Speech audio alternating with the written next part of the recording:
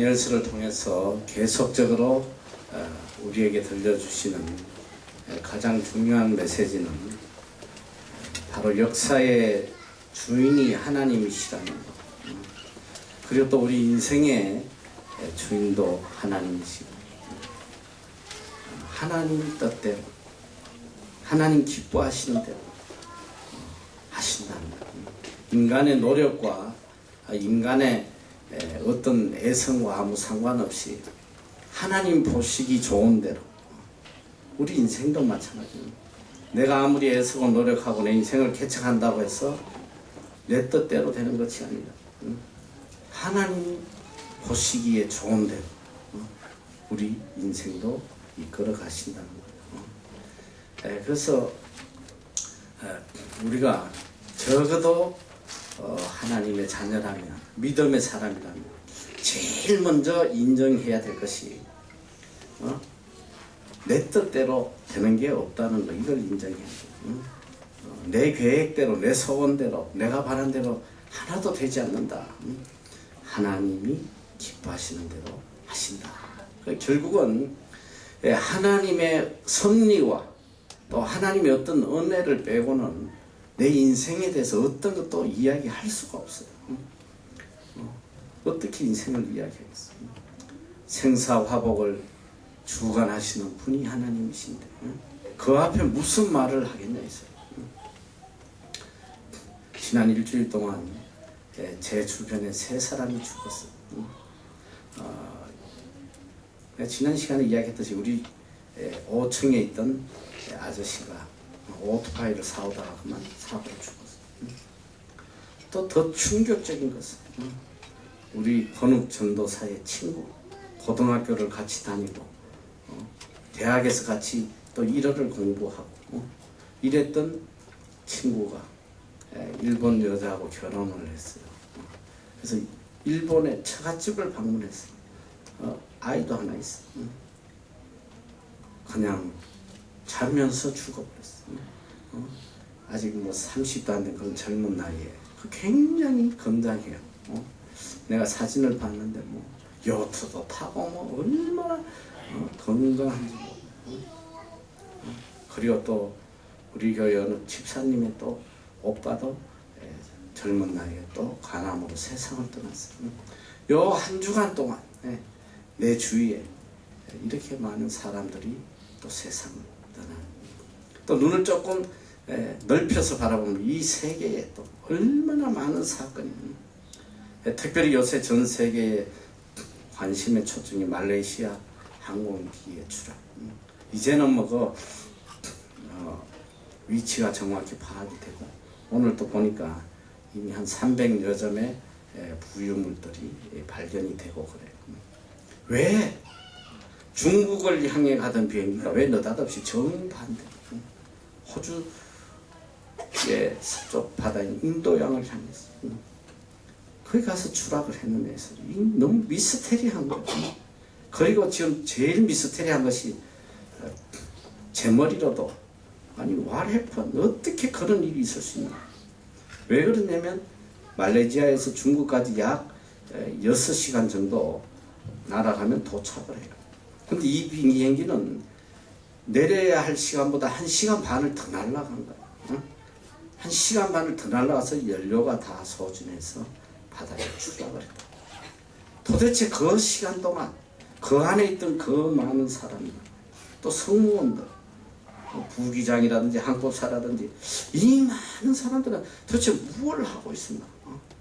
단지 이 모든 것들이 뭐 내 머리로는 지금 잘 상상이 안 돼. 그냥 비행기가 떨어졌다 보다 그게 아니라 분명히 something wrong, 그 비행기가 뭔가 잘못돼 가고 있다는 것을 그 안에 사람들이 몰랐을 리가 없다는 거죠. 여러분도 그렇잖아요. 비행기 타면 아무리 밤이라도 계속 도착할 시간을 본단 말이지. 이제 조금만 있으면 집에 가겠구나. 계속 어느 누구 할 것 없이 다 그러죠. 근데 내 나름대로 별 상상을 다 해봤어. 이 비행기 안에는 원래 기장이 있고 옆에 부기장이 있고 또 항법사가 있어요. 이 사람들이 같은 룸 안에 있고 이 비행기는 이렇게 잠금 장치를 하게 돼 있어요. 외부에서 못 들어오게 조종실에는. 이 두 사람 뭐 했나? 이제 또 나름대로 내가 소설을 써보면 뭐 하나는 잠깐 자고 있었고 이 조종사들 교대로 조금씩 자요. 나와서 자고 이러는 걸 내가 가끔 봐. 또 하나는 화장실에 가서 문을 잠그고 지 혼자 나가는. 지금 기장이 범인이라 이 소리지. 뭐 모든 세계가 다 기장이 범인이다. 이렇게 지금 이야기하는. 난 또 그 생각을 해도 그것도 이해가 안 가. 아무리 문을 잠궈도 이게 문 잠그고 안 열어주면 발로 차든지 뭘 하든지 문을 부셨을 거 아니야. 그 혼자 날아가게 그걸 놔두겠어? 그 오랜 시간 동안. 그럼 뭐 풀리지 않는 거예요. 지금 그러니까 이 어느 나라에서도 미국에서도 마찬가지고 이 미스테리다. 이해할 수가 없다. 어떻게 이런 일이 일어날 수 있나. 그리고 이 세상은 정말 몰라요. 내일 앞도 알 수 없고 한치 앞도 알 수 없고 또 더군다나 가장 중요한 것은 나에게 일어나는 이 환경을 컨트롤할 힘이 없다는 거예요. 아무 힘이 없는 거예요. 우리 인간이 뭘 할 수 있겠어요? 비만 많이 와도 다 죽는 거예요. 하나님께서 그냥 주야장창 며칠 비만 쏟아부어도 여기 살아남을 사람 하나도 없어. 아무리 과학이 발달해도 자연재해를 막을 수가 없잖아. 지진 나면 다 죽어야 되고 아무리 뭐 애를 써도 인간이 할 수 있는 일은 아무것도 없어요. 그래서 정말 믿음의 사람, 지혜의 사람은 역사의 주인공은 하나님이시고 내 인생의 주인도 하나님이시고 오직 하나님의 섭리에 의해서 내가 살아가고 있다는 이걸 깨달아야 된단 말이에요. 그 세상 사람들은 어리석게 이 세상을 어떻게 살아가느냐, 어떻게든 내 자신을 이 환경에 맞추려고 발부둥쳐요.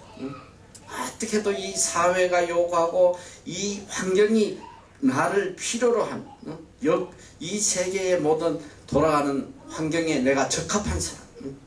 예를 들면 그래서 여러분들이 이제 이 사회에 적합한 사람, 환경에 필요로 하는 사람이 되기 위해서 지금 스펙을 쌓는 거 아니야. 얼마나 영어도 해야지, 컴퓨터도 해야지, 운전도 해야지. 그러니까 인간이 살아가면서 이 환경에 적응하기 위해서 뭐 필요로 한 것들이 너무 많아. 직장에 들어가도 그 직장에서 요구하는 그 사람이 되기 위해서 얼마나 많은 걸 준비해요. 너무너무 많은 걸 준비해야 돼. 거기 맞춰야 돼.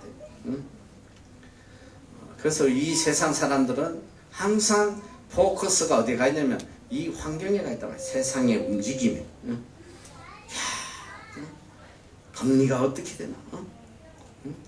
이 집도 보면 막 금리가 좀 떨어지면 막 집을 사기 시작해. 사람들이 막 어떻게든 은행 돈 빌려 집 사고 또 금리가 좀 오르기 시작하면 또 다 팔라고 막 내놓고. 이게 모든 사람의 삶이 이 환경의 움직임에 동화돼서 살아가고 있다.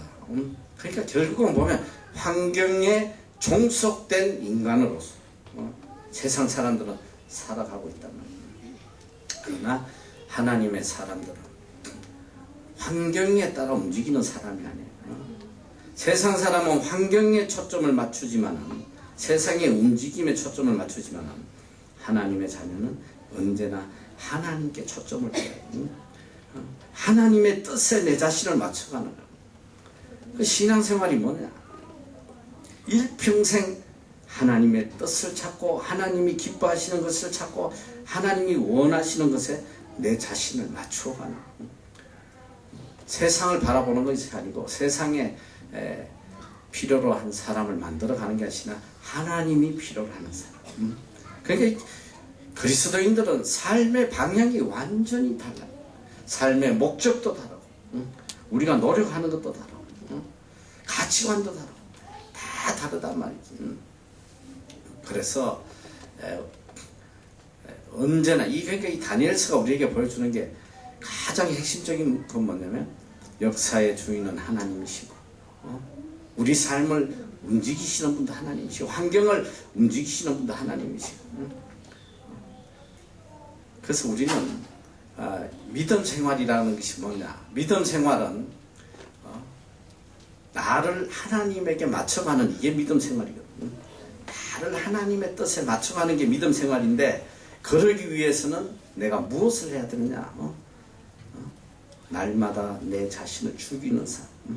그래서 바울은 데일리 다이, 날마다 나를 죽인다. 나는 날마다 나를 죽이려 한다. 그게 뭔 소리냐? 날마다 내 속에 있는 내 생각과 내 뜻과 내 계획과 내 기쁨과 이 모든 내가 주인되어 있는 이 모든 것을 죽여나간다. 매일매일 죽여. 나를 죽이고 내 뜻을 죽이고 하나님의 뜻을 내 뜻으로, 내 성품을 죽이고 하나님의 성품을 내 성품으로, 내 기쁨과 내 욕망을 다 버리고 하나님의 기쁨과 하나님의 소원을 내 소원으로 만들어 나가는 이게 믿음 생활이에요. 그래서 그리스도인은 사실은 매일매일 투쟁하는 거예요. 자신과의 싸움이란 말이에요. 매일매일 자신을 죽이고 하나님의 말씀으로 나를 변화시켜가는 거예요. 그래서 우리가 매일 이 말씀을 한순간도 떠나면 안 된단 말이야. 매일 말씀을 읽어야 돼. 말씀을 읽고 말씀으로 내가 거듭나지 않으면 안 돼요. 자, 그래서 오늘 우리가 알아야 될 너무나 중요한 사실은, 자, 역사는 움직이고 있어. 지금 이 순간도 역사는 계속 움직이고 있어. 그런데 문제는 역사가 어떻게 움직이느냐, 이걸 깨달아야 지혜로운 사람이야. 역사가 어떻게 움직이고 역사의 주인공이 누구냐? 여러분, 역사의 주인공이 누구냐? 세상 사람들은 자주 늘 그런 이야기를 하잖아. 지난번에도 한번 이야기한 것 같은데, 기회를 잡으려고 발부둥쳐요. 기회를 잡아라. 어쨌든 책가게도 가면 그런 책이 굉장히 많아. 기회를 잡아라. 여러분, 인간이 무슨 기회를 잡어? 인간은 기회를 잡을 수가 없는 거예요. 기회가 나한테 와줘야지 되는 거지. 내가 기회를 잡으려고 발버둥 쳐봐야 못 잡는단 말이지. 그래서 이 역사라는 것은 어떻게 움직이느냐. 중요한 것은 역사를 주관하시는 하나님께서 역사를 어떻게 이끌어 가시느냐, 이 말이란 말이야. 하나님 역사를 어떻게 이끌어 가시느냐. 그것은 바로 역사의 주인공을 위해서 역사를 움직이신단 말이에요. 주인공을 위해서. 여러분이 영화를 봐도 그렇잖아. 영화에는 반드시 주인공이 있어요. 주인공이 있어서 모든 영화는 오직 누구 하나를 위해서 움직이냐면 그 주인공을 위해서 움직이는 거야. 그 많은 엑스트라 얼마나 많아. 그 많은 사람들이 오직 누굴 위해 움직이냐? 주인공 하나를 위해서 움직이는 거야. 근데 난 참 요새 와서 이런 드라마 이런 거 보면 기분이 되게 안 좋아. 아주 그래서 별로 나는 이제 드라마도 안 보고 영화도 안 보지만 예전에 한번 내가 재밌는 드라마를 하나 봤어요. 그래서 그 이름이 뭔지 몰라. 한국에서 엄청 그 폭풍처럼 인기가 있었는데, 그 간첩 나오고 막 스파이 나오고 안기부 나오고 뭐지? 아이리스, 맞아. 내가 그때 그걸 좀 봤어. 그게 너무 재밌는 거야. 이병헌인가 걔도 나오고 김태희도 나오고 그랬잖아. 난 그게 이제 그 너무너무 아슬아슬한 그 생명 걸고 어떤 첩보 활동을 벌인 거. 근데 내가 그걸 정말 재밌게 보다 나중에 너무 기분이 나빠가지고, 그 힘들게 사명을 완수하고 생명을 걸고 해가지고 드디어 많은 난관을 뚫고 서로 사랑을 하게 됐잖아. 서로 마음을 열고 하나가 됐는데, 둘이 말이지 결혼을 이제 약속하고 제주도 바람 쉬러 갔다가 총에 맞아 죽잖아. 이병헌이. 인간이 내가 너무 기분이 나빠가지고 이 어떤 놈이 이런 글을 썼나, 이 잔인한 놈이 있나 이거. 이건 인간도 아니다 내가. 아이고 좀 행복하게 살게 놔두지. 그렇게 힘들게 만나가지고 모든 어려움을 다 겪고 이제 좀 서로 사랑을 하는데 그걸 왜 죽이냐? 이 나쁜 놈. 내가 막 그랬다고. 원래 주인공은 절대로 죽어서 안 되는 거야. 근데 이게 세상이 악해지니까 이제 옛날에 모든 영화나 드라마의 주제는 뭐냐면 권선징악이야. 이것도 너무 문자를 쓰면 애들이 못 알아듣지. 권선징악이 뭐냐? 잘 들어. 권씨 이야기가 아니라 잘 들어. 권선징악이라는 것은 악은 망하고 선은 이기는 거야. 결국은 해피엔딩이란 말이죠. 선하게 사는 사람이 반드시 승리하고 반드시 행복하고 반드시 복을 누리는 그것이 바로 모든 영화와 드라마의 주제였어요. 그래서 보고 나면 마음이 참 흐뭇하고 참 좋아요. 많은 과정을 겪으면서도 결국은 선이 승리하는, 그러니까 보람이 있잖아. 근데 요새 이 세상이 악해지고 말이지, 인간이 악해지니까 꼭 선한 사람은 비참하게 죽게 만들어버려요. 이게 말이지, 이게 이 세상이 이게 이렇게 악해졌다 이 소리야. 근데 내가 왜 쓸데없는 이야기를 하는 거야. 자, 이 모든 영화의 주제는 주인공 한 사람을 움직이는 같이 이 역사도 오직 주인공 한 사람을 위해서 움직여 간다면, 주인공이 뭐 이제 역사 속에 한 사람만 있는 건 아니겠지만 하나님께서, 그건 뭐냐, 오늘 역사의 주인공은 누구냐? 하나님의 자녀란 말이에요. 이 모든 역사는 누구를 위해서 움직이냐면 하나님의 자녀를 위해서 움직여요. 여러분 그걸 알아야 돼요. 자, 세상 사람들은, 자, 우리나라에 전쟁이 났어요. 6.25 전쟁이 나서 300만이 넘는 사람이 내가 죽은 걸로 하는데 얼마나 많아. 이산가족만 1000만이 생기고 말이지. 너무너무 우리 역사에 가장 처절한 그런 사건이에요. 그런데 세상 사람들은 저 북한놈이 나빠가지고 이 괴뢰 공산당들 이 빨갱이들 쳐들어가지고 했다. 그거는 맞는 말이야. 그러나 그렇게 전쟁이 일어나게끔 움직이신 분이 누구냐면 결국 하나님이 하나님. 왜 전쟁을 일으키셨냐? 우리 민족이 5000년 역사라고 자랑하는데 5000년 동안 뭐 했냐? 우상만 섬겼어요.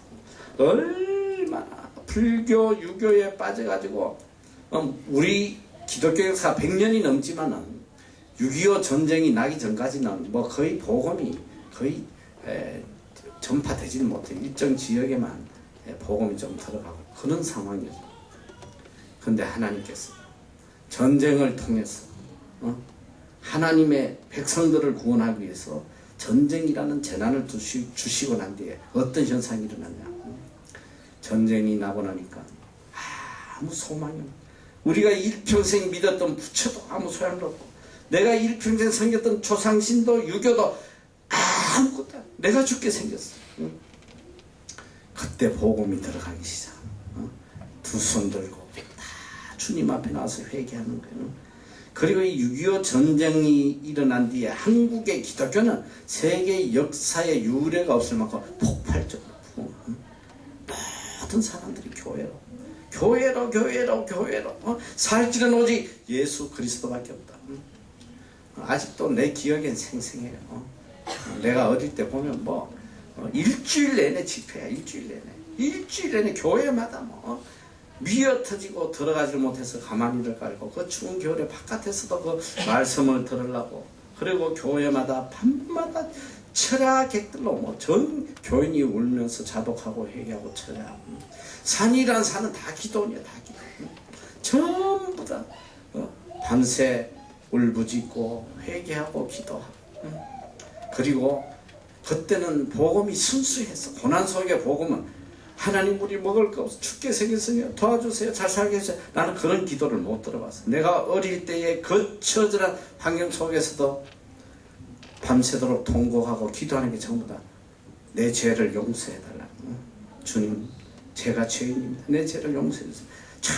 전부 다 자복하고 통회하는 그 순수한 복음이 우리나라를 뒤덮었단 말이야.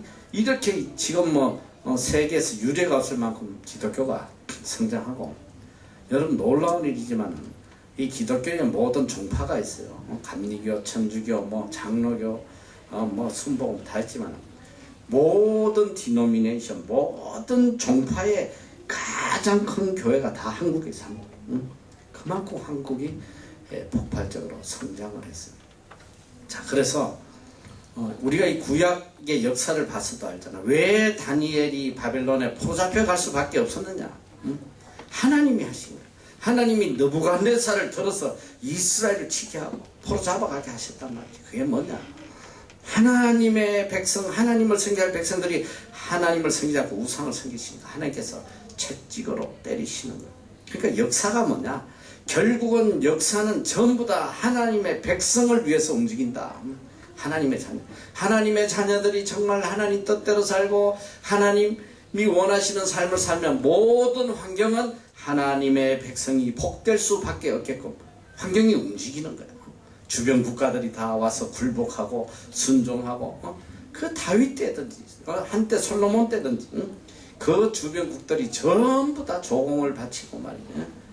그러나 하나님을 떠나서 악을 행할 때는 모든 주위의 이방 나라들이 이스라엘을 잡아 죽이는, 가만두질 않아요. 그러니까 우리가 단순히 생각하면 여러분의 인생도 그래. 내가 아무리 애쓰고 노력하고 좋은 데 나오고 밤잠 안 자고 스펙을 쌓고 한다고 해서 내 인생이 복되게 가는 것이 아니라 내가 하나님의 자녀로서 하나님의 뜻에 합당하게 살면 모든 역사가 환경이 나를 복되게끔 만들어준단 말이지. 내 능력과 상관없이. 그러나 내가 아무리 애쓰고 노력해서 모든 자격을 갖춰도 내가 하나님과 멀어지면 환경이 여러분을 다 짓밟아버려요. 더 이상 사람 구실 못하게 만든단 말이에요. 이걸 깨달아야 지혜로운 사람. 자, 오늘 우리는 이 5장을 통해서 너무나 놀라운 사건을 지금 우리가 만나게 돼요. 이 느부갓네살 왕이 나이가 들어서 이제 죽고 난 뒤 새로운 왕이 들어섰어. 여기 오늘 나오는 왕은 이제 벨사살 왕이에요. 벨사살 왕인데 사실은 내가 정확한 건 모르지만 역사 책을 뒤져보니까 이 느부갓네살하고 벨사살 사이에도 여러 왕들이 거쳐가서 보니까 아멜말뚝이라고 하나가 지나갔고 네르갈살의 셀이라는 게 또 하나 지나갔고 또 그 다음에 나바시 말뚝도 지나갔고 주로 이 말뚝들이 많이 지나가. 나보니더스라는 왕도 지나가고 뭐 그렇게 이제 중요한 거는 이 사람들은 뭐 그렇게 크게 오랫동안 통치를 한 건 아니고 잠깐 지나간 것 같아. 그러니까 아직 다니엘이 살아있는 거 아니야. 자, 이 벨사살이라는 왕이 이 바벨론을 통치하면서 어떤 일이 있었냐. 이미 여러 시간이 흐르다 보니까 이 벨사살 왕이란 사람은 이 다니엘이라는 존재를 모르는 사람이에요. 전혀 모르는 사람이에요. 아마도 다니엘은 뭘 하고 있었나 나는 이제 곰곰이 생각을 해보니까 그런 생각이 들어요. 느부갓네살 왕 때에 이제 소임을 마치고 내려와서 이미 바벨론에 이 유다 민족들이 포로잡혀서 70년을 지금 포로 생활을 하고 있으니까 아마도 이 유대인들의 이 영적 리더로서 그들을 하나님의 말씀대로 살도록 훈련하는 그런 일을 했지 않겠나. 다니엘의 믿음으로 볼 때에. 그러나 중요한 건 뭐냐면 벨사살이 다니엘을 전혀 모른단 말이야. 벨사살만 모르냐? 그게 아니라 바벨론의 모든 사람들이 이 다니엘이라는 존재를 몰라요. 이제 더 이상. 자, 어느 누구도 알아주지 않는 그런 사람으로서 살아가고 있는데 문제는 하나님이 보실 때 다니엘이 그렇게 있어서 안 될 사람이거든. 뭔가 또 다니엘을 들어서 하나님께서 사용을 하셔야 되니까 세상 사람들은 어느 누구도 그 존재를 몰라주고 기억 속에 잊혀졌지만 하나님께서 다니엘을 높여 들어서시기 위해서 역사를 움직이기 시작하신단 말이에요. 역사를. 이 역사를 이제 하나님께서 움직여서, 그러니까 역사가 누굴 위해서 움직인다고?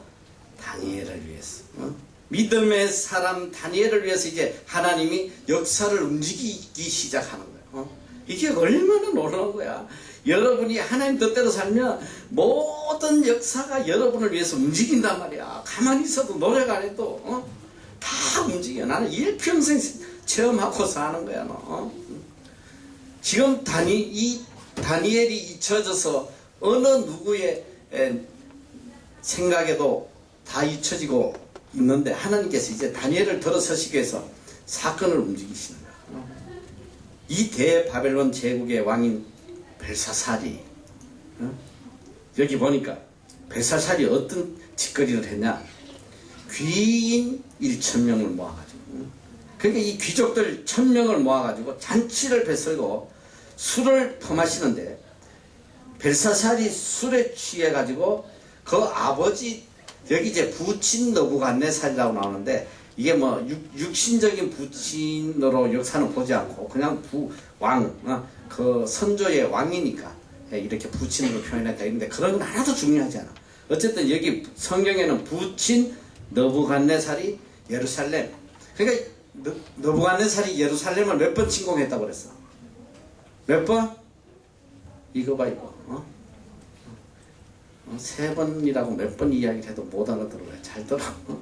3번 침공을 해가지고 무슨 짓을 했냐. 하나님을 섬기는 예루살렘 성전에 있던 모든 성전 기구들을 다 가져와 버렸어. 그 지네 창고에다 넣어놨단 말이야. 그 다 금으로 만들고 뭐 이러니까 귀한 것들이니까 갖다 놨는데, 하나님 앞에 제사 드리는 이 귀한 그릇들을 가지고 무슨 짓을 했냐면 술을 퍼마시는데 다 썼단 말이지. 술 따르고 막. 그리고 더 악을 행한 것들은 뭐냐면, 이 술을 퍼마시고는 취한 다음에 무슨 짓을 했냐면, 여기 보니까 사전에 무리가 술을 마시고는 금, 은, 동, 철, 목, 석으로 만든 신을 찬양했다. 하나님 앞에 악을 행하고 우상을 찬양하고 하나님의 성전에 귀한 것들을 가지고 불경을 행하고, 이렇게 악을 행할 때에 어떤 사건이 일어나냐. 갑자기 이 왕궁 벽에 손가락이 하나 나타나. 딱 손가락이 하나 나타나가지고 글을 쓰기 시작하는 거야. 벽에다 글을 쓰기 시작해. 손가락이. 너 한번 생각을 해봐. 너. 손가락이 하나 밤에 나타나가지고 글을 쓰면 어떻게 되겠어? 글을 쓰니까 이걸 본 벨사살의 표정이 6절에 너무나 클리어하게 나 있어요. 이에 왕의 절기던 빛이 변하고, 그러니까 얼굴이 누렇게 갑자기 떴다 이 소리야. 생각이 범민하여 넓적 다리마디가 녹는 듯하고 그 무릎이 서로 부딪힌지라. 내가 요 장면은 항상 요걸 누구를 좀 시켜. 이 장면을 떨면서 이렇게 무릎이 부딪히는 거. 요새 애들 개다리춤이라고 알아. 이 개다리춤의 원조가 벨사살 왕이란 말이야. 제일 먼저 이 개발한 거야. 무릎이 그냥 서로 부딪히는. 자, 얼마나 놀랐어. 얼굴이 백지장이 되고 무릎이 막 부닥치고 난리가 났어요. 왕이 크게 소리하여 술객과 갈대와 술사와 점장이를 불러오게 하고 바벨론 박사들에게 물론 누구든지 이 글자를 읽고 그 해석을 내게 보면 자조를 입히고 금사슬로 금목에 드리고 그로 나라의 셋째 치자를 삼으리라. 3번째 자리를 주겠다. 왕과 그 와이프, 그 다음에 이게 국무총리 자리겠지. 그런데 이들이 와가지고 박사들이 다 와가지고 하는 소리가, 능히 그 글자를 읽지도 못하고 그 해석을 왕께 알게 하지 못한다. 누가 하겠어? 하나님께서 하시니 어느 누구도 못해요. 그때 벨사살이 크게 범민하여 날빛이 변하고 귀인들도 다 놀란다. 그게 이제 뭐 사람 병자가 돼버린 거야. 아무것도 할 수 없고 충격을 그러나 멍청하게 불안에 떨고 있으니까 누가 이를 구해주느냐. 바로 태후 그 왕의 어머니가 너무 답답하니까 왕에게 가서 이야기를 해요. 왕이요, 왜 이렇게 힘들어하느냐. 왕의 나라에 거룩한 신들의 영이 있는 사람이 있었다. 곧 왕의 부친 때에 있던 자로서 명철과 총명과 지혜가 있어 신들의 지혜와 같은 자라. 왕의 부친 느부갓네살은 그를 세워 박수와 술객과 갈대아 술사와 전장이의 어른을 삼았으니 왕이 벨드사살이라 이름한 이 다니엘 마음이 민첩하고 지식과 총명이 있어 능히 꿈을 해석하며 엄밀한 말을 밝히며 어문을 파할 수 있었습니다. 이제 다니엘을 부르소서. 놀라운 일이 일어난 거예요. 태후가 와서 이 왕에게 왜 그렇게 걱정하고 난리냐. 아버지 때 느부갓네살 왕 때에 이 신들의 영을 가진 위대한 사람이 있었다. 그를 불러라. 그럼 다 해결이 된다. 다니엘을 부르소서. 여러분 잘 알아야 돼. 하나님의 부름의 시간. 여러분이 준비만 돼 있으면 하나님의 부름의 때가 온단 말이야. 그냥 세상이 알아주든 몰라주든 하나도 중요하지 않아. 내가 정말 하나님 앞에 온전한 성품으로 하나님만을 사랑하는 마음으로 준비되어 있으면 하나님의 때가 되면 불러요. 모든 역사를 동원하고 환경을 움직여서 여러분을 들어서시기 위해서 환경을 만든단 말이야. 이게 얼마나 놀라운 일이야. 다니엘을 부르소서. 이 부름의 때 이건 정말 놀라운 거예요. 하나님께서 부르시면 높여주시는 귀하게 사용을 하신단 말이에요. 이에 다니엘이 부름을 입어 왕 앞에 나오며 왕이 다니엘에 말하되 내가 우리 부왕이 유다에서 사로잡은 유대 자손 중 그 다니엘이냐. 내가 내게 대하여 들은즉 내 안에 신들의 영이 있으므로 내가 명철하고 총명 비상한 지혜가 있다 하니 쭉 이제 해서 16절에 쭉 내려와서 너는 해석을 잘하고 어문을 판다다. 그런즉 이제 내가 이 글을 읽고 해석을 내게 알게 하면 너에게 자주옷을 입히고 금사슬을 내 목에 들이우고 너로 나라의 셋째 치리자를 삼으리라. 자, 이 다니엘의 응답. 다니엘의 응답 17절 한번 다 같이 읽고 시작. 다니엘이 왕에게 대답하여 말하되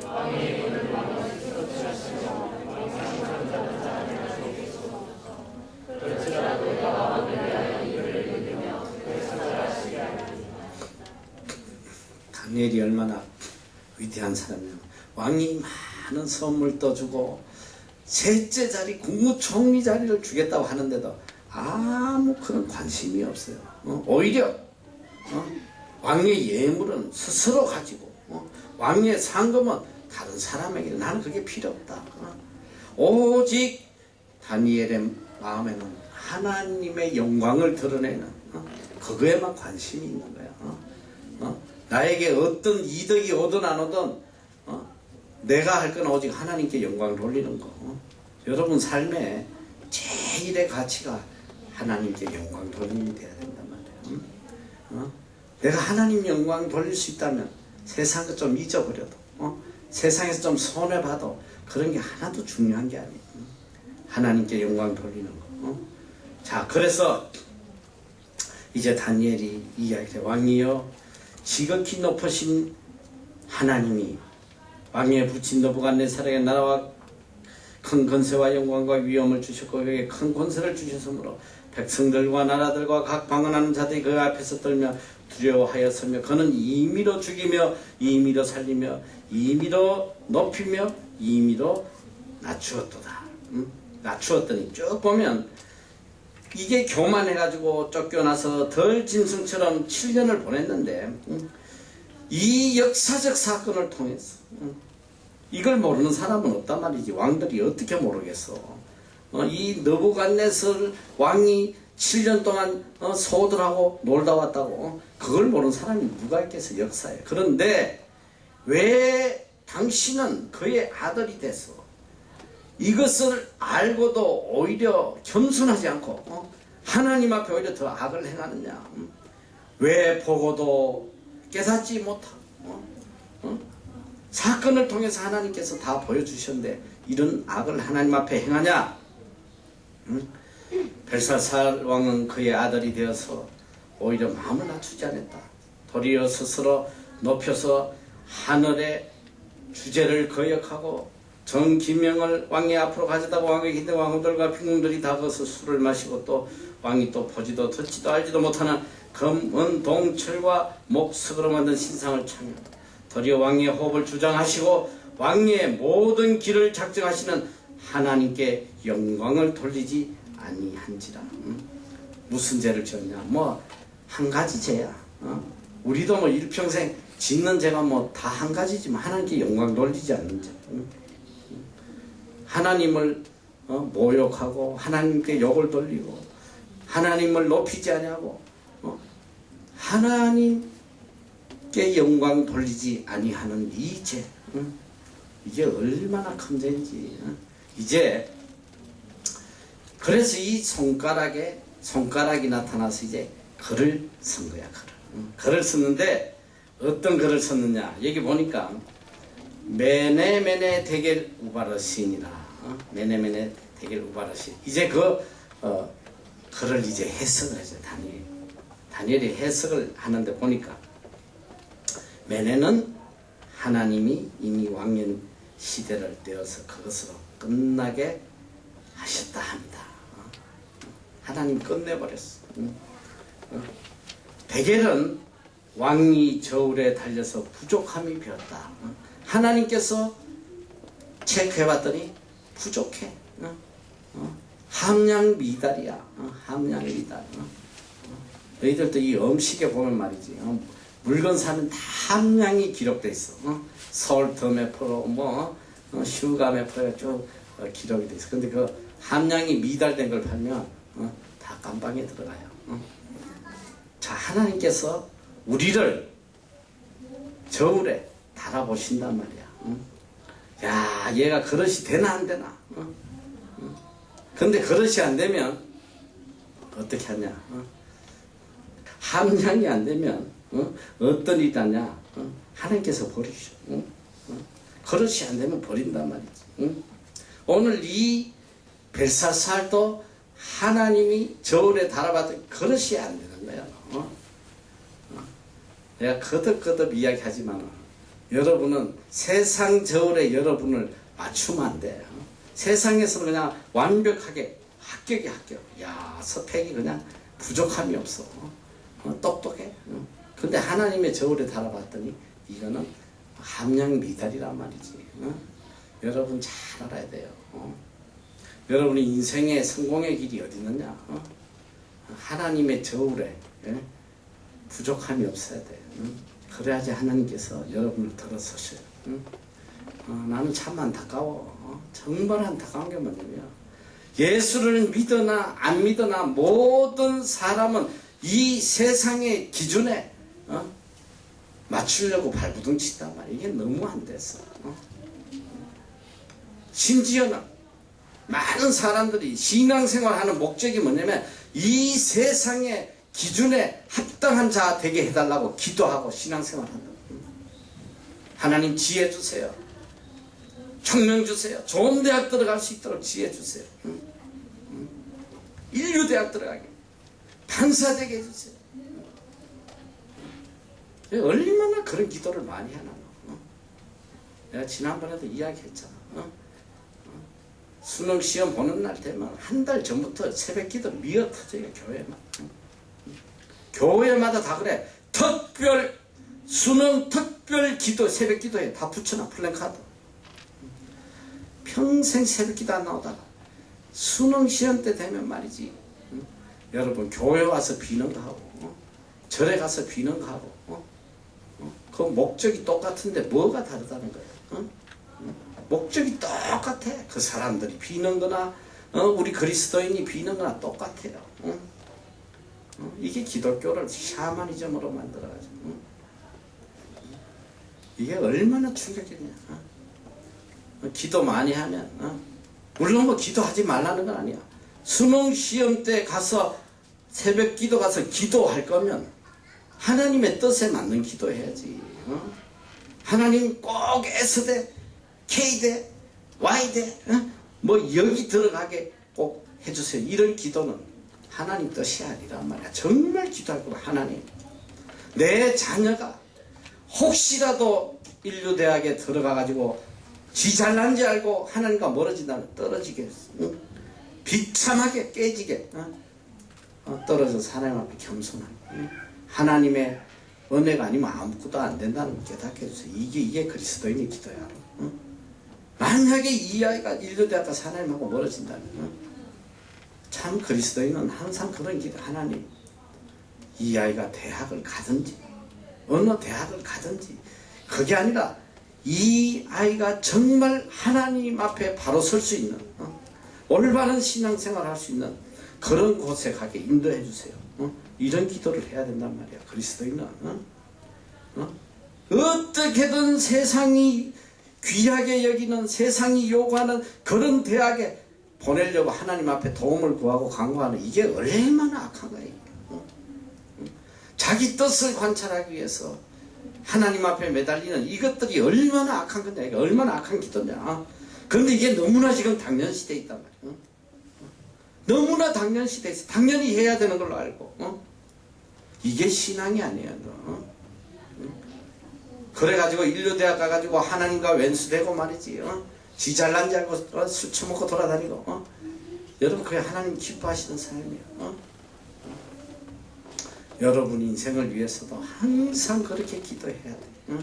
하나님, 좋은 직장 찾고 높은 자리에 있게 해주세요. 그런 기도는 우리가 할 기도가 아니에요. 항상 여러분, 하나님, 제가 언제 어디서 무엇을 하게 되더라도 하나님께 영광 돌리는 사람 되게 하시고, 또 하나님이 기뻐하시는 곳으로 저를 인도해 주세요. 그것이 하찮은 종의 자리든지, 그것이 또 뭐 높은 자리든지, 하나님께서 기뻐하시는 곳에 저를 보내주세요. 여러분, 그게 우리 기도가 돼야 돼. 여러분이 한번 자신을 들어봐. 내가 얼마나 이제까지 내 뜻을 이루기 위해서 하나님께 기도했는지. 일평생을 신앙생활해도 그게 다 헛 믿고 있는 합니까? 하나님과 원수되는 거, 하나님. 그래서 오죽하면 예수님께서 말세에 내가 믿는 자를 보겠느냐. 왜 믿는 자가 없어요? 대한민국만 해도 1000만이 넘어. 왜 믿는 자가 없어? 그런데 주님의 관점에서 볼 때 참 믿는 사람이 없다, 이 소리. 참 믿는 사람이. 적어도 우리가 하나님의 자녀고 천국의 소망을 두고 사는 사람이라면 여러분, 세상 것을 배설물처럼 여길 수 있는 그런 믿음이 있어야 돼. 여러분 마음속에 얼마나 지금 욕망과 비전, 미래에 대한 그런 갖고 싶은 그런 욕망이 가득 차 있겠어. 다 있을 거야, 마음속에. 나는 반드시 이걸 이루어야 돼. 꼭 이걸 이루고 말 거야. 그게 얼마나 하나님 앞에 악한 생각인지를 그걸 다 내려놓지 않으면 일평생 신앙생활에도 여러분, 제가 왜 한국 교회가 지금 너무너무 심각하다고 내가 왜 그러는지 알아? 내가 그런 뭐 비판할 능력이 되는 사람도 아니고 내가 그럴 자격도 없지만 나는 오직 성경을 비춰서 이야기할 뿐이야. 성경이 가르치는 건 절대 이 세상이 아니거든. 세상의 번영, 세상의 축복, 세상의 영광을 가르치는 게 아니에요. 성경은 뭐냐? 하늘나라를 위해서 이 세상 것을 다 버리라는 거예요. 배설물처럼 다 버리라는 거예요. 그리고 날마다 내 뜻을, 내 기쁨을, 내 욕망을 채우려고 발버둥치는 게 아니라 내 자신을 죽이라는 거예요. 날마다 나를 죽이고 하나님의 성품으로 내가 거듭나는. 여러분, 이 삶이 얼마나 힘든 삶인지 알아? 여러분, 믿음의 삶이 뭐 그렇게 편하다고 생각하면 여러분 오산이야. 얼마나 종일 영적인 싸움을 하는지 몰라요. 내 자신을 죽이기 위해서. 좀 죽여놨나 싶으면 또 불쑥 올라와. 또 죽였나, 없어졌나, 내 악행이, 내 이 거짓된 모습이 좀 사라졌나 하면 또 불쑥 올라와. 그래서 성경은 쉬지 말고 기도하라. 쉬지 말고 기도하라. 항상 기도하고 항상 주야로 여호와의 말씀을 묵상해야 된단 말이지. 지금 제일 큰 문제가 뭔지 알아? 이게 성경을 안 읽어요. 하나님 말씀을 안 읽어요. 내가 어저께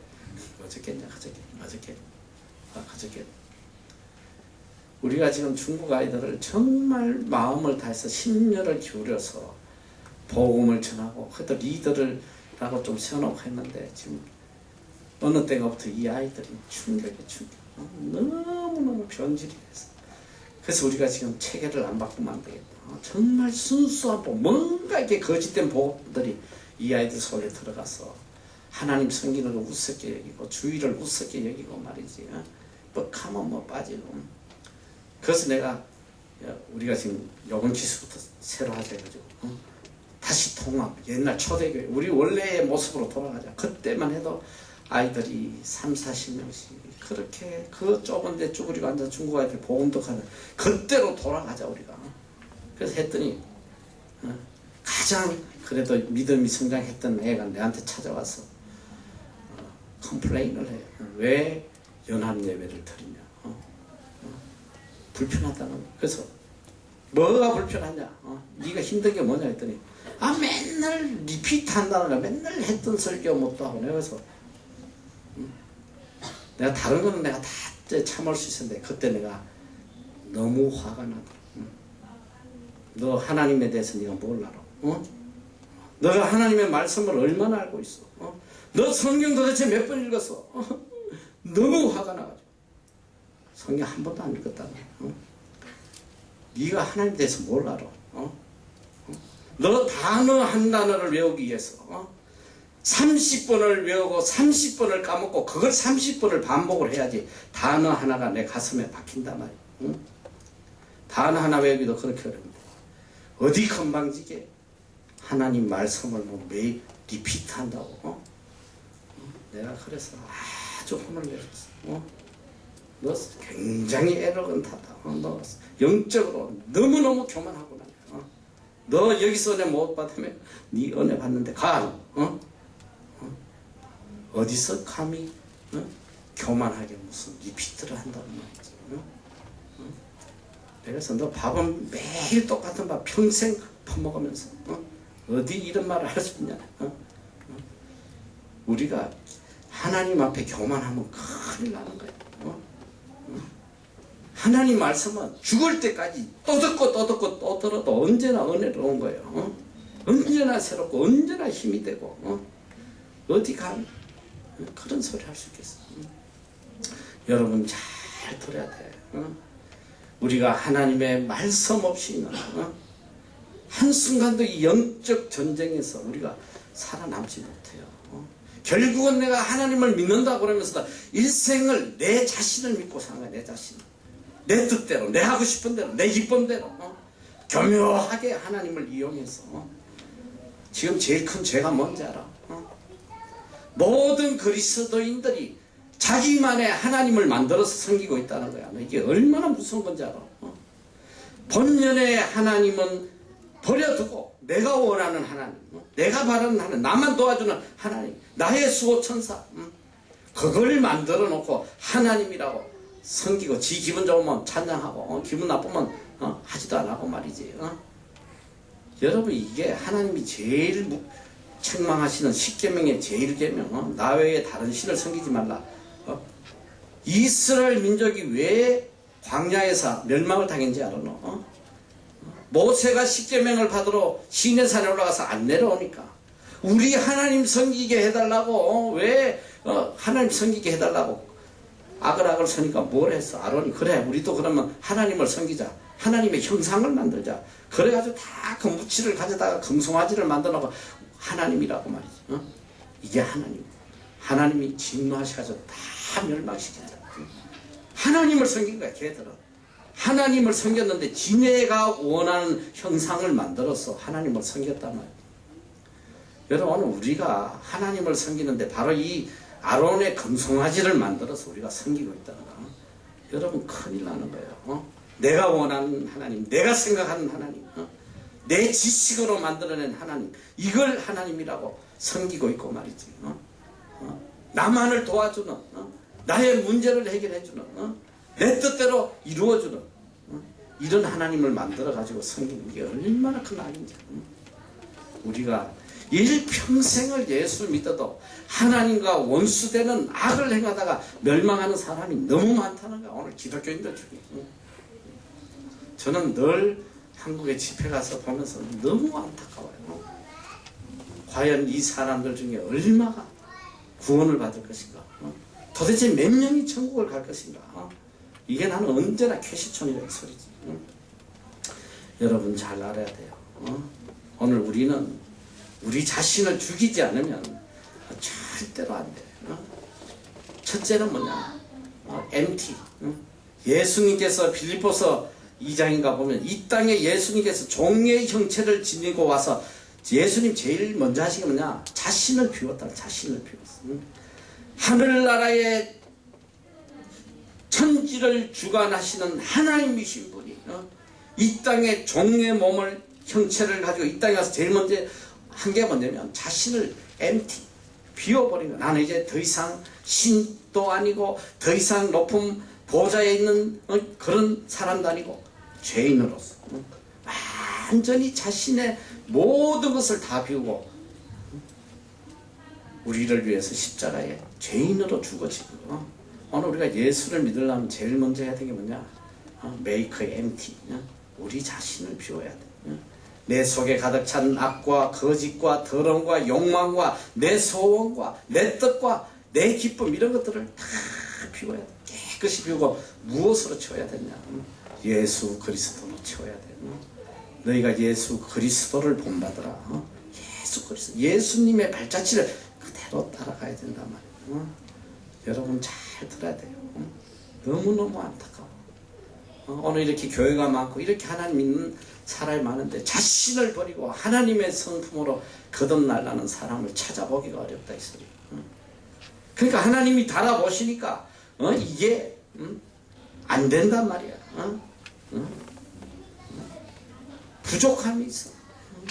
부족하면 버려지는 거야. 벨에서는 왕의 나라가 나뉘어서 메대와 바사 사람에게 준바되었다 하민이다. 이 나라를 하나님께서 쪼개가지고 이제 메대바사 페르시아에 다 쪼개버렸어. 줘버린다. 여기 보니까 위에는 보니까 메네메네 데겔 우바르신이다. 그런데 밑에 해석에는 보니까 메네메네 데겔 베레스로 바뀌었어. 베레스.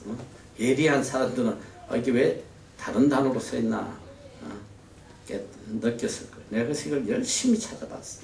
왜 이 단어가 베레스로 바뀌었나 봤더니 이렇게 돼 있어. 우바르신이 베레스로 바뀐 이유는 딴 게 아니고 바뀐 게 아니고 같은 단어예요. 같은 단어인데 우바르신의 베레스는 우바르신의 단수 잘 들어. 단수 수동태 분사형이야. 뭔 소리인지 알겠어? 이게 보통 문법 실려갖고 모르는 거야. 단수의 반대는 복수야, 알아? 단수, 수동태의 반대는 능동태야. 분사형, 분사형은 분사형이야. 같은 단어인데 그 시제나 이런 거에 차이점을 해서 이렇게 표현을 한다. 이 중요한 건 뭐냐? 결국 하나님은 하나님의 기준에 합당한 사람을 들어서신다. 하나님께서 이 다니엘이라는 이 위대한 사람을 들어서시기 위해서 이 엄청난 사건을 일으키시는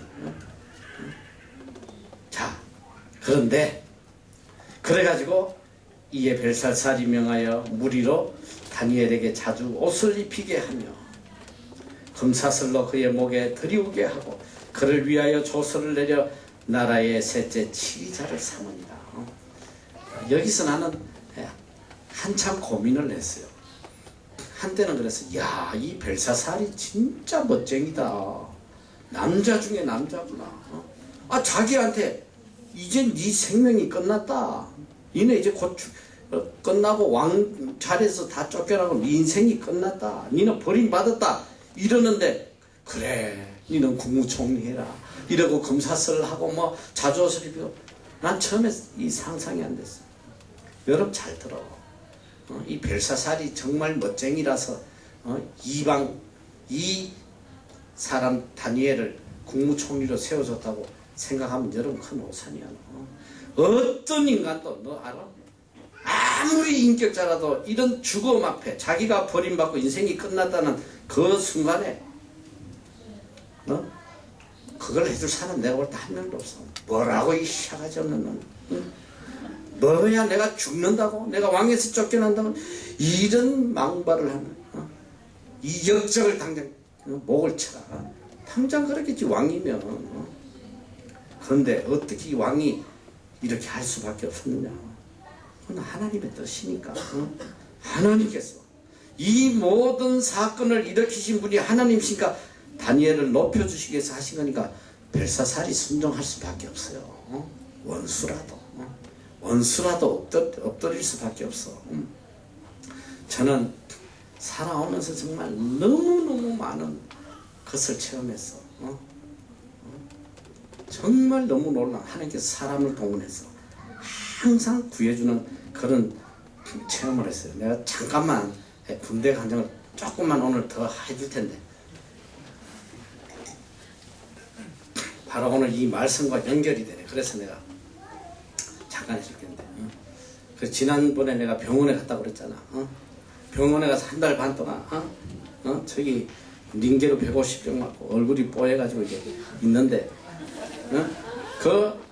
이 소령이 내과 과장 소령이 나를 부르더라고. 그래서 열심히 신앙생활 하면서 내 마음에 한 가지 소원이 있어.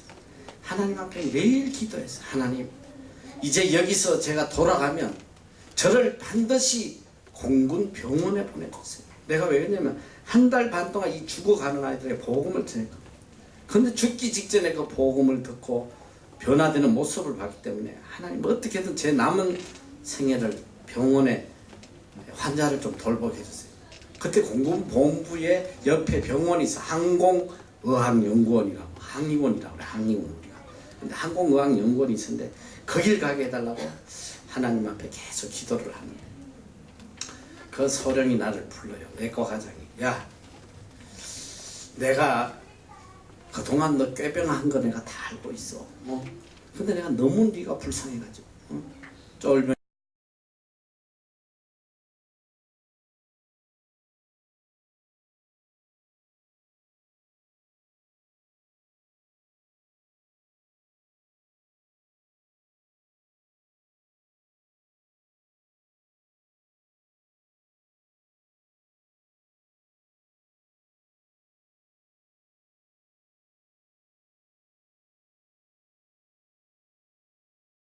얼마나 힘들면 이렇게까지 여기까지 왔겠나 싶어서 내가 그동안 놔뒀다.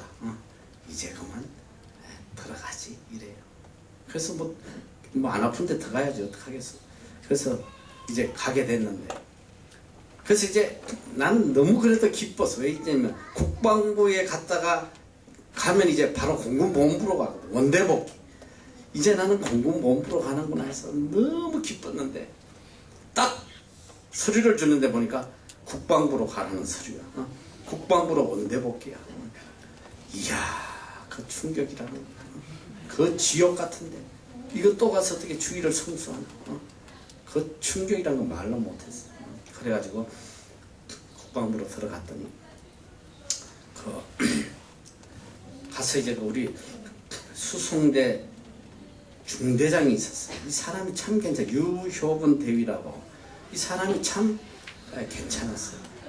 저를 보더니 그래요. 제가 내가 좀 허리도 안 좋고 하니까 좀 공군본부로 좀 돌아가게 해달라고 부탁을 했더니 그래요. 그래, 지금은 갈 수가 없다. 지금은 운전병이 너무너무 부족해서 네가 도저히 갈 수가 없다. 다만 내가 너를 도와줄 수 있는 거는 좀 편한 차를 몰게 해주겠다. 좀 트럭 같은 거 말고 승용차 같은 거 좀 편한 차를 몰게 해주겠다. 그래요. 그러면 도저히 안 된다고.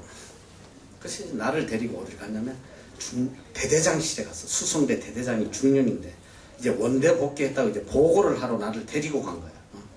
보고를 하러 이렇게 데려가서 이제 대대장 앞에 서서 이 사람이 딱 보고 충성! 이러더니 뭐 일병 이연태 뭐 어쩌고 병원에서 방금 퇴원해서 뭐 복귀하셨습니다. 딱 보고를 하더라고. 하더니 갑자기 이 사람 입에서 희한한 말이 막 계속 줄줄줄 나오는 거야. 근데 이 아이는 지금 중병에 걸려가지고 빨리 지금 치료를 받지 않으면 죽게 생겼으니까 빨리 어떻게 조치를 해야 된다 막 이래. 그러니까 이 대대장이 있더니 갑자기 그러는 거예요. 야, 다 죽을 애를 왜 데려왔어? 딱 그랬더니 돌려보내. 화를 내면서 그래. 돌려보내. 당장 돌려보내. 이래요. 아니 얼마나 이게 기쁜 일이야. 어떻게 이런 일이 있을 수 있어. 돌려보내야 하는데. 그래가지고 이제 서류를 만들었어. 쭉 만들어가지고 고전에 어떤 사건이 있었냐면 참 이래서 내가 가자마자 허리가 안 좋다고 자꾸 이제 좀 공군본부로 돌아가게 해달라고 했더니 이 사람이 그 이야기를 해요. 네가 정 가고 싶으면 갈 수 있는 길은 딱 한 가지다.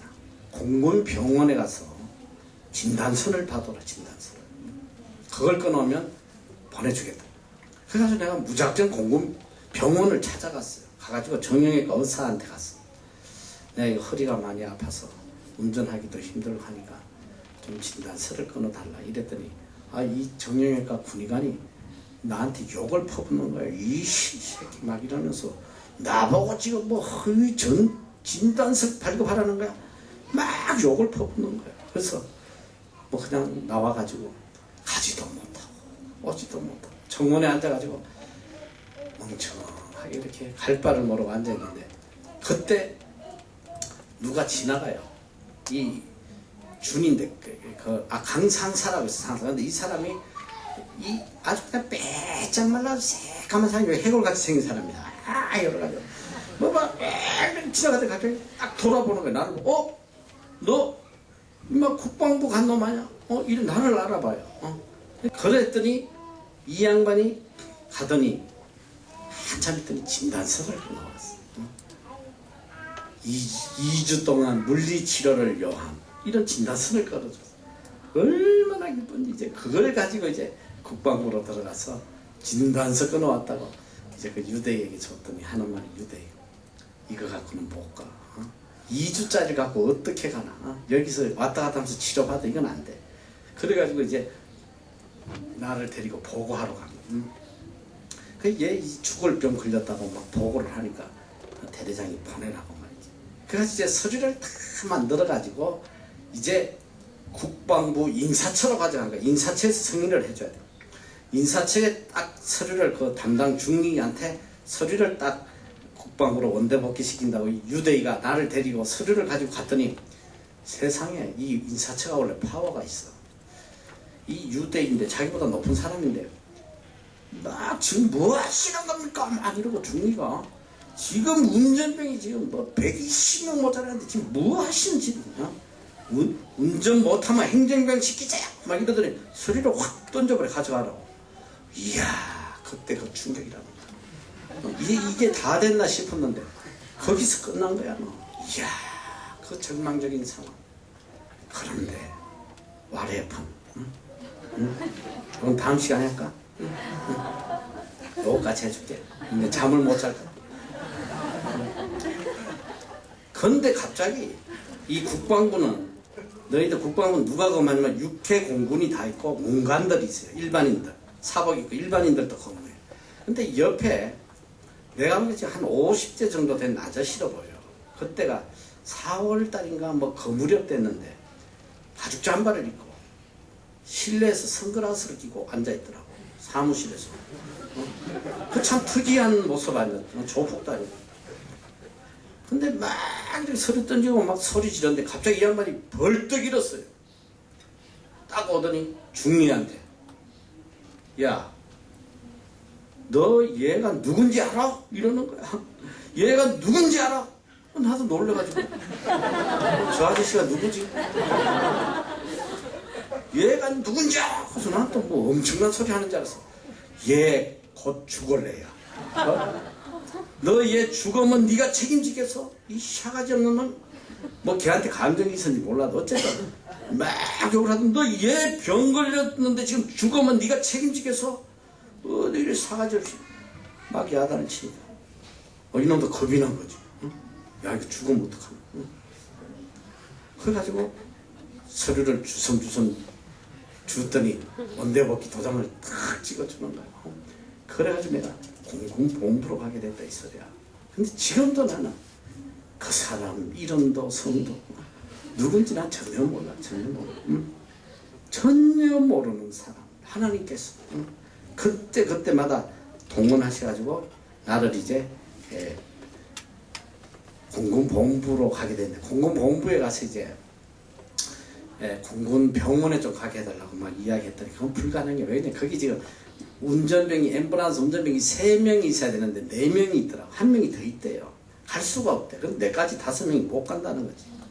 그건 불가능이야. 근데 잠깐 대기를 하는 중에 어떤 사건이 있었냐면 그때 그 법무감이면 대법원장 같은 사람이 돼서 이 제일 높은 법관이거든. 대령인데 이 양반 운전병이 할머니가 돌아가셨어. 그래가지고 얘가 장례하러 사흘간 휴가를 갔어. 사흘 동안 내가 그분 차를 모는데 이분이 누구냐면 교회 집사님이더라고. 그래가지고 이렇게 차를 몰면서 이렇게 신앙적인 이야기를 하고 하니까 이분이 나한테 그래요. 너가 정말 하나님이 보낸 사람 같다. 너 나하고 같이 있자. 매일 밤에 나를 자기 관사에 데려가서 밥을 먹여요. 그 사모님 밥을 차려주고 얼마나 나를 이렇게 좀 너 나하고 평생 같이 군대에 있자. 그 법무가 뭐 아니 평생 같이 있는 게 아니고 3년 동안 같이 있자 이 소리야. 그 양반 밑에 있으면 얼마나 편해. 법무관 운전병을 누가 건드리겠어. 그런데 너무너무 편하고 좋은데 내가 그 대령 그분에게 이야기했어. 너무너무 감사하고 저도 너무너무 있고 싶은데 사실 제가 하나님 앞에 서원한 것이 있습니다. 저는 어떻게든 병원에 가서 이 환자들의 복음을 좀 전하고 싶습니다. 저를 좀 도와주십시오.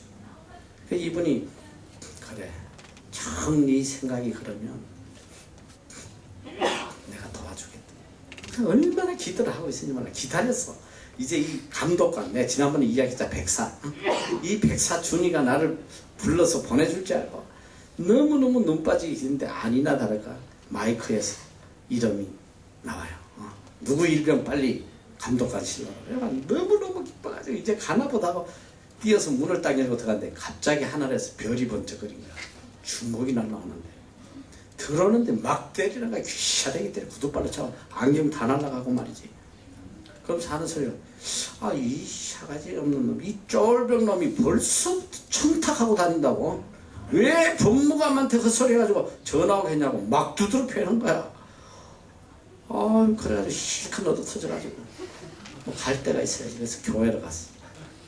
교회 가가지고 하루 종일 거기서 피아노 쳤다가 기도했다가 막 너무너무 답답하고 마음이 상하니까 종일 거기 있는데 이제 저녁 시간이 돼가지고 이렇게 식당으로 가는데 고참들이 나를 보더니 야 너 임마 하루 종일 어디 가 있었어? 너 하루 종일 방송에서 나를 찾았다는 거야. 너 빨리 백사한테 가라는 거야. 그래가지고 막 뛰어서 백사한테 갔더니 하는 소리가 아이 자식아 빨리 더블 백사서 빨리 병원으로 가 이러더라고. 도대체 이게 무슨 일이야? 병원으로 발령을 해주는 거야. 도대체 이게 어떻게 해서 이런 일이 일어나. 나중에 알아봤더니 내 영혼이래요. 내가 얻어 터지는 걸 누가 봤냐면 그 강상사라고 내가 이야기했지. 야 해골 병원에 있는 선임하사가 내가 얻어 터지는 걸 봤어. 이 양반이 그 준이한테 가서 백사한테 무슨 형님 왜 그렇게 두드려 패고 그래요. 그게 이제 저놈이 뭐 병원 가고 싶어서 뭐 이런다 그러니까 그거 좀 보내주지 그런다 그러면서 내가 책임질 테니까 보내달라 하면서 자기가 책임자니까 그냥 보내달라고 이 사람이 예언을 한 거야. 나를 데려가겠다. 생판 알지도 못한 사람. 그래가지고 글로 가게 된 거야. 이런 기적 같은 거 뭐 전혀 알지도 못하는 이런 사람들이 계속 나타나서 내가 원하는 그 간절한 소원대로 하나님 섬기고자 하는 그 간절한 마음을 보고 하나님 환경을 만들어 가시는 거예요. 그래가지고 이제 병원에서 아이들에게 이제 복음을 전하기 시작하는데 병원 안에서 뭐 충격적인 일들이 일어나는데 이 엄청난 일들은 다음 시간에 하도록 그렇게 하고 그럼 시간이 이제 많이 가서 일단 기도하고 자 그리고 이제 결론적으로 그날 밤에 갈대아 왕이 벨사살이 죽임을 당했다. 죽임을 당해서 그날 밤에 그리고 메대 사람 다리오가 나라를 얻었는데 때에 다리오는 62세다. 자 메데바사 파사 이 페르시아 군대가 쳐들어와 가지고 벨사살을 죽였어요. 자 여기서 역사적인 도저히 우리가 상상할 수 없는 기적이 일어나. 너 지금 이 쿠데타가 일어났다. 소위 말하면 왕이 죽었어. 왕이 죽었는데 그날 누가 국무총리가 됐나? 다니엘이 신임 국무총리로 임명을 받았다 이거예요. 그날 밤에 죽었어. 근데 다리오가 나라를 뺏어가지고 너희들 이 쿠데타가 일어나거나 전쟁이 일어나면 제일 먼저 뭐부터 죽이는지 알아? 귀족들부터 다 죽이는 거야. 권력을 장악해야 되니까 권력을 가진 자들 다 죽였지. 다니엘은 처형, 사형, 대상 1호야 1호. 야 다리오가 다니엘을 어떻게 알아? 같은 성씨라고 하나? 다시라고? 너 다리오가 다니엘에 대해서 뭘 알겠어? 그런데 아는 건 하나밖에 없어. 바벨론의 신임 국무총리다. 이놈을 죽여야 된다. 당연한 거 아니야 너. 쿠데타가 나라가 전복됐는데 절대 왕권의 시대에 어떻게 국무총리가 살아나겠어 너. 근데 성경 역사는 항상 기적을 우리에게 들려주시는 거야. 근데 놀라운 건 뭐냐? 다리오 시대 때도 국무총리로서 최고의 자리에서 다리오가 다니엘이 있었다는 사실. 성경에 보면 이 다니엘이 몇 개 왕을 거치냐면 첫째 느부갓네살, 둘째 벨사살, 셋째 다리오, 넷째 고레스까지. 그때까지도 형통했다고 성경은 기록하고 있어요. 여러분 중요한 건 뭐냐? 하나님이 높여놓은 사람은 어느 누구도 못 내려놓어. 누가 내리겠어? 하나님 높여놓은. 하나님이 안 올려줬는데 지 혼자 올라간 놈은 하나님이 내리면 안 내려올 수가 없단 말이지. 지난번에도 내가 시편 말씀 이야기했잖아. 대저 높이는 일이 동에서나 서에서도 말미암지 남에서도 마음지하지 오직 재판장이신 하나님 이를 낮추시고 저를 높이신다. 하나님이 높여주시는 거야. 하나님이 높여주신 자는 쿠데타가 일어나든 무슨 일이 일어나든 건드리지 못해 너. 할렐루야. 이분이 우리 하나님이죠. 영원 불변한 하나님 주신 은혜는 영원 불변이고 이런 하나님이 우리 하나님이시다. 그러니까 절대적으로 하나님 신뢰하고 우리 인생을 오로지 하나님께 초점을 맞추는 하나님의 뜻에 나를 맞춰나가는 그러면 그릇이 되면 하나님이 달아보시고 그릇이 되면 다 맡기신단 말이야. 할렐루야. 자 기도하겠습니다.